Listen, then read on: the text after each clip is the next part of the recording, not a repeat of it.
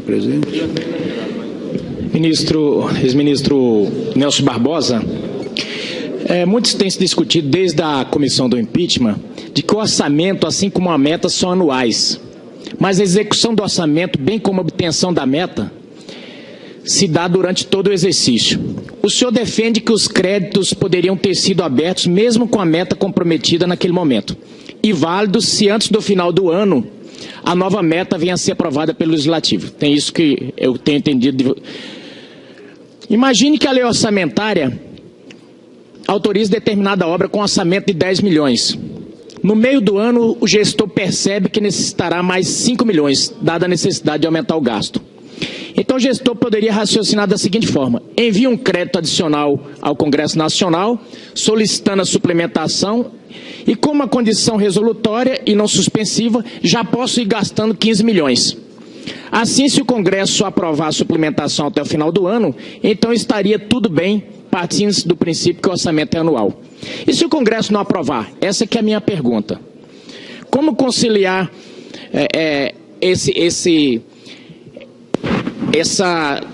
vamos dizer assim, essa dicotomia aí entre o que se gastou e que se esperava autorização?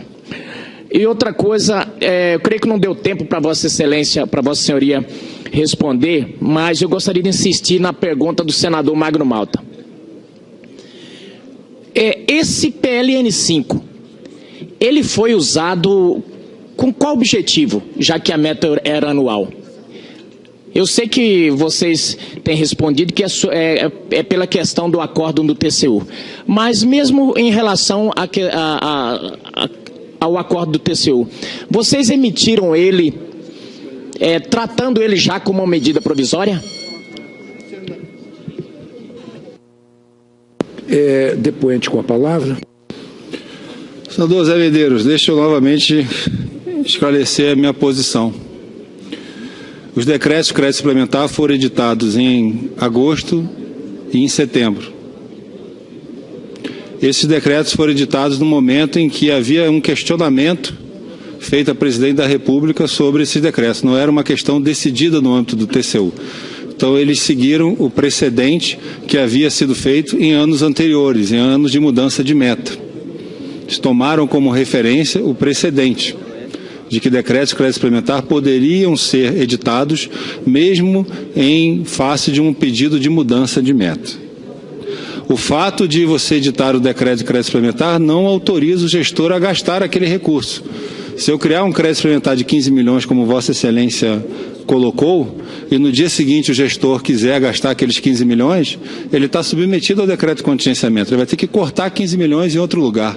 Ele não pode gastar mais 15 milhões. Ele vai ter que substituir, porque o decreto de crédito suplementar não alterou o seu limite financeiro.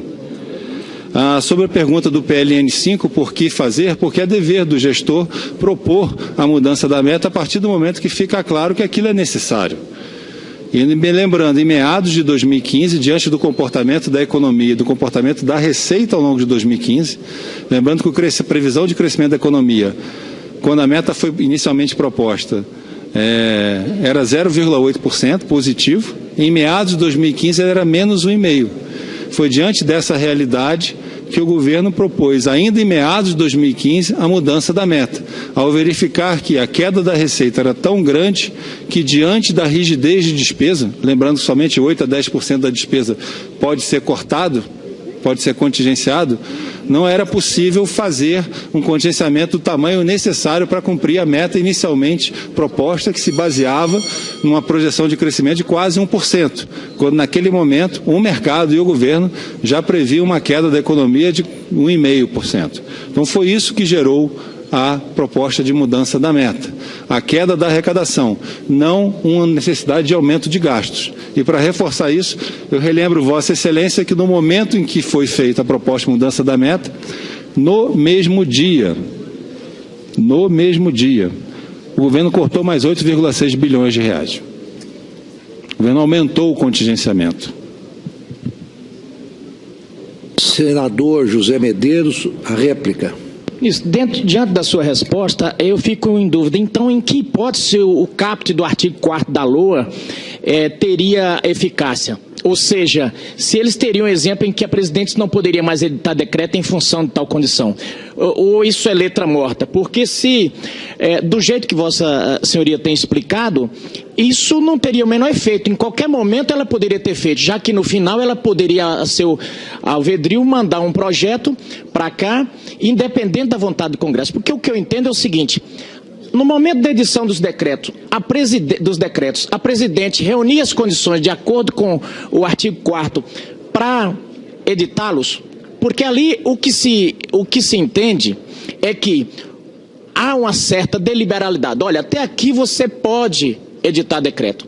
Daqui para frente você precisa de autorização legislativa. Esse é o grande ponto. Aí a presidente chega à conclusão de que a meta não está sendo cumprida, manda para cá um projeto de lei pedindo autorização, mas já imediatamente ela emite esses decretos.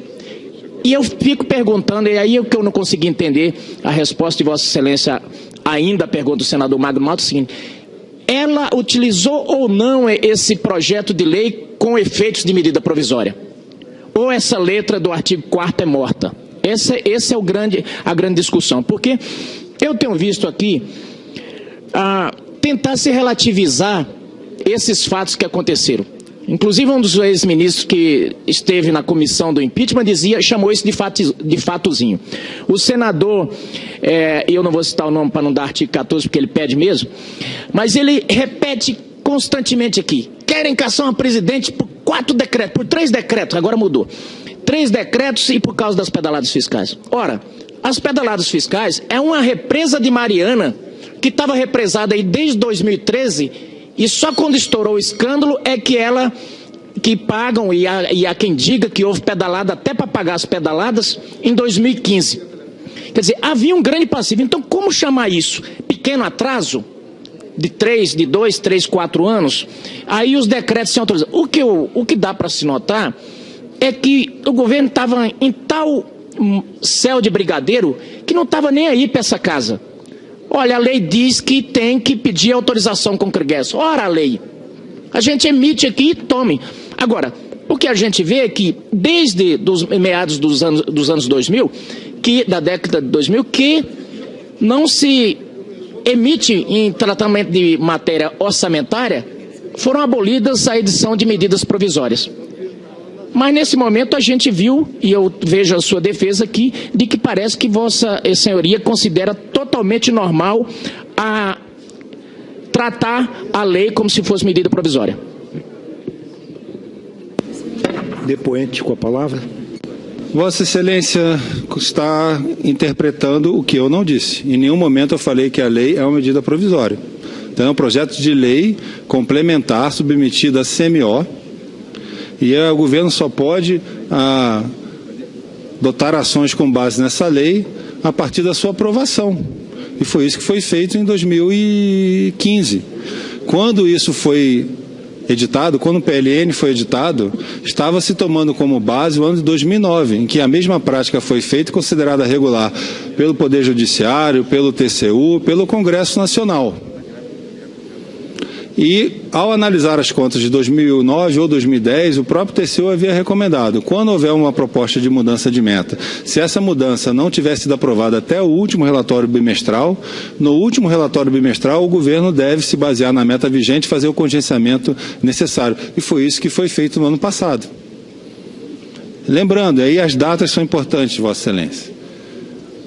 Isso foi questionado em agosto, a explicação foi apresentada em setembro, a decisão do TCU ocorreu em outubro. Em novembro, o governo fez o contingenciamento total que podia ser feito a partir da meta vigente. O Congresso aprovou a mudança de meta em dezembro. Então, todos esses atos são legais. Um projeto de mudança de meta não tem força de medida provisória. Em nenhum momento, e eu creio que em nenhum momento, nenhuma autoridade do governo colocou isso. Senador José Medeiros, não, já falou 2 vezes. Muito obrigado.